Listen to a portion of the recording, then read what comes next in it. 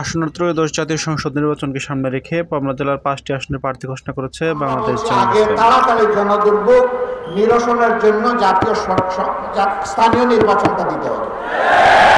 স্থানীয় নির্বাচন হলেই জনগণের এই দুর্ভোগটা কাটবে।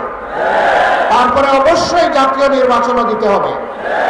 তবে জাতীয় নির্বাচনের আগে জনগণ চায় মৌলিক কিছু সংস্কার হতে হবে।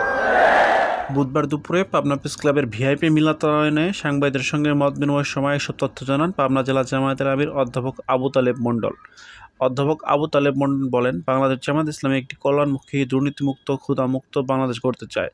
তিনি আরও বলেন, আমাদের দুজন নেতা জোট সরকারের সময় ৩টি মন্ত্রণালয়ের দায়িত্ব পালন করে সততার প্রমাণ দেখিয়েছেন। আমাদের আমির জামাত বলেছেন, আমরা আওয়ামী লীগের মতো প্রতিহিংসার রাজনীতি করব না। আগামী নির্বাচনে জামায়াত পুরোপুরিভাবে প্রস্তুত। ইসলামমুখী, কল্যাণমুখী, দুর্নীতিমুক্ত, ক্ষুধামুক্ত বাংলাদেশ গঠনে সাংবাদিকদের সহযোগিতা চাই।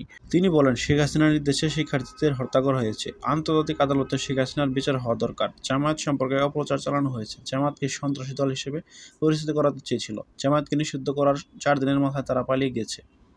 প্রোগ্রামের শেষের দিকে পাবনা ৫টি আসনের প্রার্থীর নাম ঘোষণা করা হয়। পাবনা ১ আসনে সাথিয়া ও বেড়া আংশিক আসনে ব্যারিস্টার নাজিবুর রহমান মোমেনকে প্রার্থী হিসেবে ঘোষণা করা হয়।